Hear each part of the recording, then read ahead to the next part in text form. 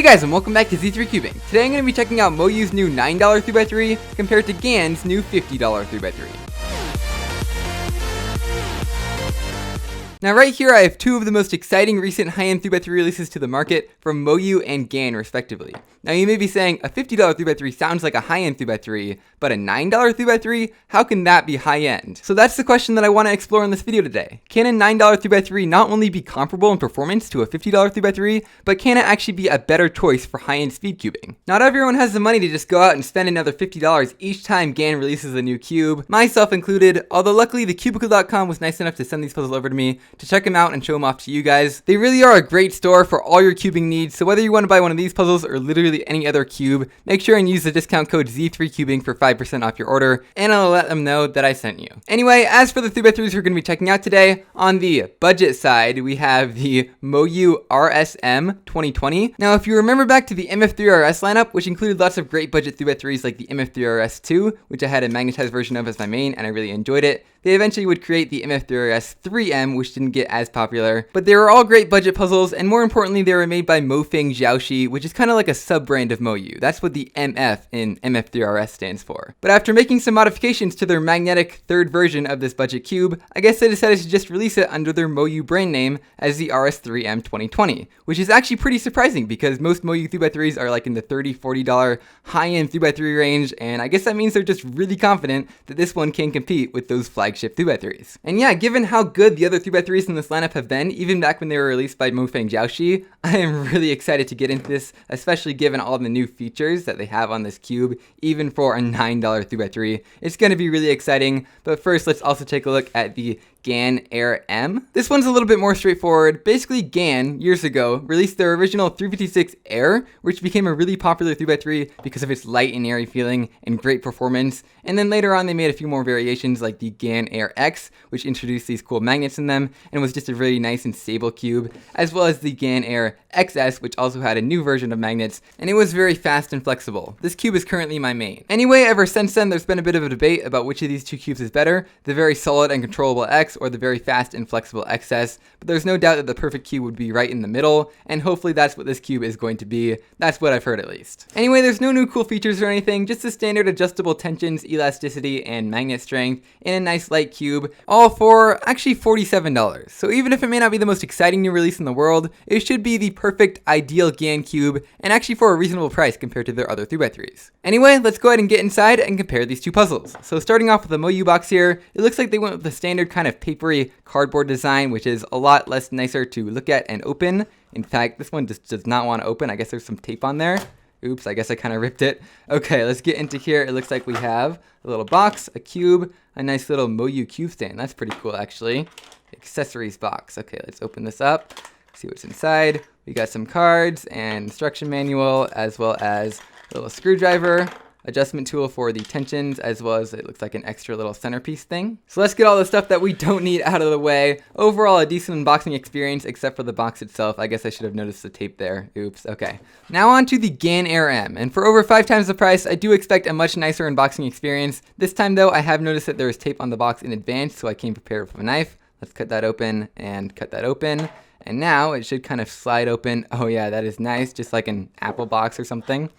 Now we have the 3x3 right here in a nice little plastic box, as well as some accessories. Let's open these up right here and see what is inside. Looks like we have a little instruction manual just like normal. We have a nice little bag to carry your cube around in. We have some of these extra pieces for their tensioning elasticity system, as well as another little instruction booklet. Okay, cool. So let's get all this out of the way too, and just look at our two 3x3s one-on-one. If we can get this little box open. I have no idea how this opens. There we go.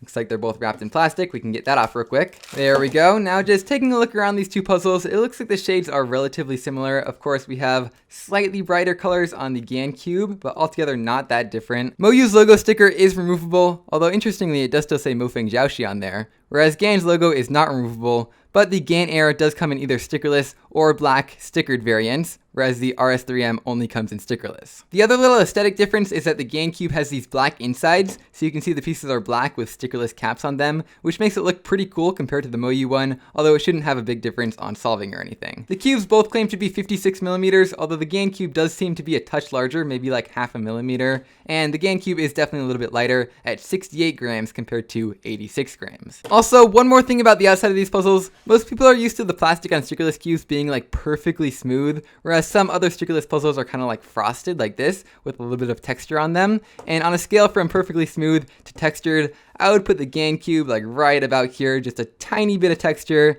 and the MoYu Cube maybe kind of right in the middle of the two with a bit more texture, but really not noticeable. It really shouldn't make a difference. They're both actually pretty close to this end compared to a frosted cube. Okay, now that we've got all the little details out of the way, we can finally just focus on the turning. So let's do some first turns on the MoYu Cube first.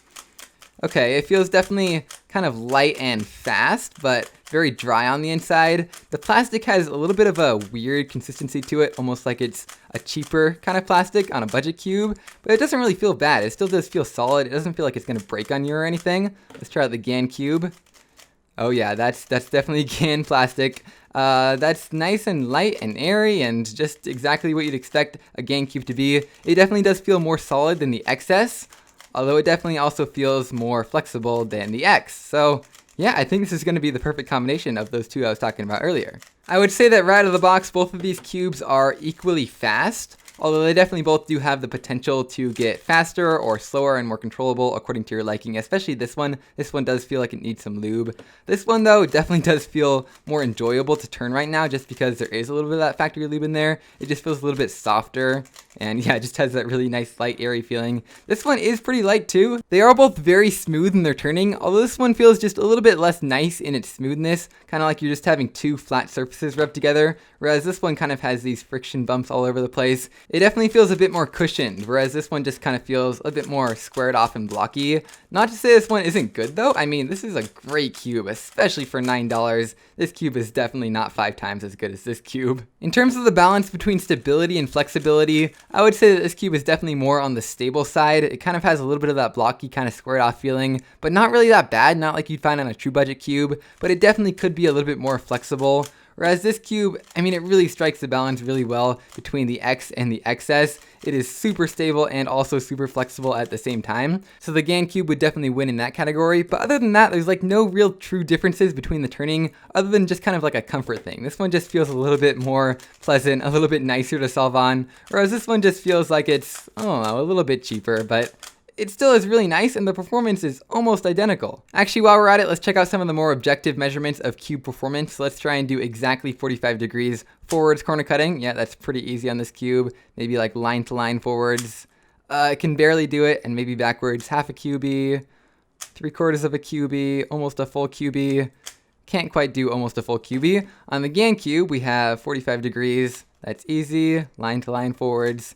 That's easy. And then like 3/4 backwards. Yeah, the corner cutting is definitely a little bit easier on the GAN Cube, but that could also be up to tensions. This one does feel maybe a tiny bit tighter than this one. Actually, you know what? I just remembered both of these cubes do have ways to adjust the elasticity, so I think that could definitely change and improve the way that this MoYu Cube feels. And I'm gonna guess that the settings on the GAN Cube just happen to be exactly how I like them from my other cubes. If not, who knows? Maybe we can make it a little bit better, but let's open up a center cap here. And it looks like we have maybe around 3 clicks. Let's try it out with the little tool thing. Yeah, it looks like it was on around 3 clicks of elasticity by default. I normally have mine on 3 or 4, so it's pretty much exactly how I like it. It looks like there's 6 total clicks like normal, and it looks like it's on tension setting number 1, which is actually the loosest. I normally have mine on number 2, but yeah, I could probably change it to number 2 and still be happy with it. Overall, almost exactly how I normally would set it up anyway. So if this cube does become my main, which based on the performance so far, it very well might be, I definitely will go messing around the settings later just to fine tune it exactly how I like it. But for now, I do like the settings it comes in right out of the box. Anyway, let's check out the adjustment system on the MoYu Cube real quick. Looks like we have the standard dual adjustment system. So it has the screw for tensions like normal, and it also has this plastic bit to compress the spring to adjust the elasticity. It looks like it's on 0 clicks right now. I think there's a total of about 8 clicks So let's do somewhere in the middle, like 3. I think that's about what I used to do on my WRM. But anyway, let's just go around to all the different centers and adjust all those by 3 and see what difference to the turning that makes. Also, I should note that adjusting the elasticity on both these cubes requires a little plastic tool that comes in the box with them. Although if you're really desperate, I have been able to do it with my fingernails. And when it comes to tensions, the Gain has the benefit of those little plastic pieces, which means you don't have to use a screwdriver at all. Whereas the MoYu has the benefit of a screwdriver, meaning you have more fine adjustability and you don't have to carry those extra plastic pieces around. All right, let's check out what the RS3M feels like after that little adjustment. And okay, yeah, that's awesome. Okay, so the springs definitely have a bit more of a strength to them, which is what that elasticity setting does when you tighten it. Yeah, okay, I definitely like that better. It still feels very solid. There's still a tiny bit of that blocky, sort of squared off, cheaper feeling to the pieces, but it's definitely a lot more hidden now by the flexibility, I guess just the springiness of the cube. Feels a lot more like a 3x3 is supposed to feel, and yeah, I actually like this quite a lot better than even I did before. Now, the one thing that I feel now is that the cube is a little bit tight, so I might want to loosen it a little bit later, but I do generally like my cubes a little bit tighter than other people. Plus, as you loosen it, it makes it a little bit less stable, less controllable, so I think I'm just going to leave it for now. But yeah, you could spend all day messing around adjusting these cubes and setting them up exactly how you like them. It's a pretty personal thing how people like their cubes set up, but I think this is a good enough indication on the settings that it's at right now. And speaking of loosening, let's see if we're going to have any problems with like pops or corner twisting or anything. And yeah, I don't think so. Even on this tight of a setting, yeah, no, I don't think that's going to be a problem at all, even if you loosen it. The Gain cube too. Yeah, I mean, that's not coming out and that is not twisting. Okay. Now, one real interesting thing I just noticed about the Gain RM is that the magnet strength is not actually adjustable. I think I lied about that earlier in the video. It looks like the old Gain X system where you can kind of swap out the magnets and like push them out, put a new little stick in with a different strength. But no, these ones are not removable, and it's definitely not like the XS where you can kind of slide it back and forth. So yeah, you are stuck with this one setting. Luckily though, I think it is basically equivalent to the middle setting on the old Gain X and XS, which is pretty much the setting that everybody had theirs on. I never changed mine from the default setting just because it felt so nice, and yeah, the magnet strength is perfectly fine, so no need to change it. Plus the lack of adjustability probably also makes the cube lighter and also cheaper, so I guess it's probably fine. Now it's a similar story for the RSM, no adjustability in there at all, but the unfortunate thing is that the magnets are actually a little bit weak. A lot of people have complained about this, and I can definitely see what they mean. Basically the magnetic click is just not as strong as it is in most standard magnetic puzzles, which just makes it a little bit less effective at keeping the cube all nice and square and controllable.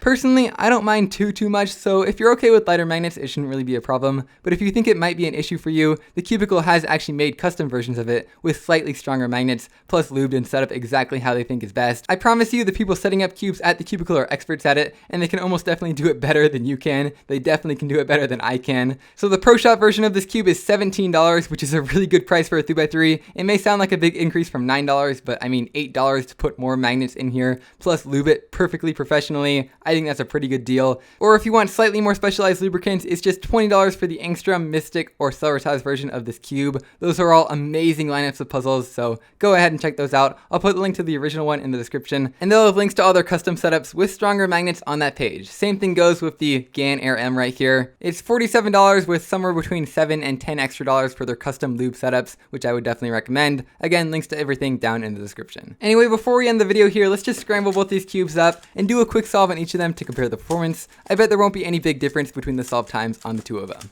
So hopefully I've answered that question for you guys from the beginning of the video. Yes, a $9 cube can be totally comparable in performance to a $50 cube, even if there are a few things that aren't quite as nice about it, and even if it's not quite as comfortable to solve on as the Gain cube. So ultimately, if you want the best cube out there, depending on personal preference, the Gain may or may not be the best choice for you, but overall, there's no doubt that the $9 cube is a much better value, and it is by no means a budget puzzle. It is essentially a flagship 3x3, and with the proper setup could just as easily be used by the world's fastest speed cubers as the Gain Air M. Alright, I guess that's pretty much it for this little unboxing and comparison video. Overall, my recommendation would be, if you want the best possible cube for the least money possible, absolutely buy the MoYu RS3M. It is the best cube you can get for $9, period.